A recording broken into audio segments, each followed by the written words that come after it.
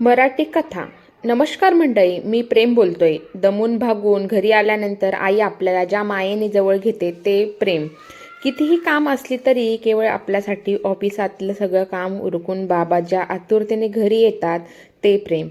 खरं तर प्रेम हे प्रत्येक नात्यात असतंच, पण काय करणार ज्या दोन व्यक्तीमध्ये ते आहे त्यांना त्याची जाणीवच नसते. बऱ्याचदा लोक प्रेमाला म्हणजे मला गृहीत धरायला लागतात आणि इथं सगळं गणित चुकतं. मी जेव्हा तुमच्या आयुष्यात येतो ना, तेव्हा तुमचं आयुष्य हे आयुष्य राहत नाही.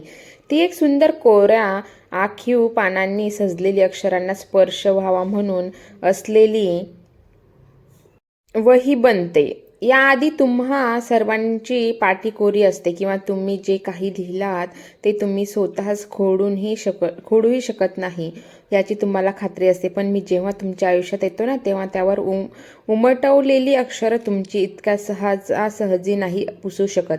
पेन्सिलमधल्या शिसा इतका किंवा पेनामधल्या शाई इतकाच. तुमचा जीवही ओतता तुम्ही या अक्षरांमध्ये. अनेकदा तुमची ही प्रेमाची वही यशस्वी होतच असे नाही.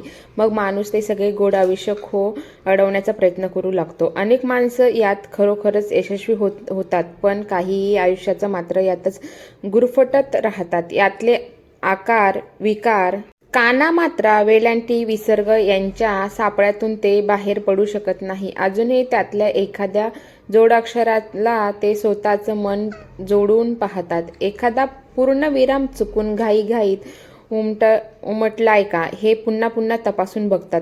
हे संबोधन इथे नको होत का? हा पूर्णविरामाचा स्वल्पविराम होऊ शकतो का? वहीतली नक्की कोणते वाक्य जिव्हारी लागता आणि आमचं गाणं बेसूर झालं हे काही त्याला कळत नाही. सगळी व्याकरण चुकत जातात. मग कसं, कुठे, कधी, कोणामुळे अशी अनेक प्रश्नचिन्ह ग्रासून टाकतात त्याला. आणि मग भल्या भल्यांना ही वहीतलं शेवटचं पूर्णविराम पचवायची ताकद उरत नाही. मग त्यांचं मन या वहीतलं एखाद्या झोपाळ्याप्रमाणे खालीवर करू लागतं, अगदी त्यातली अक्षरे पुसली तरी सुद्धा.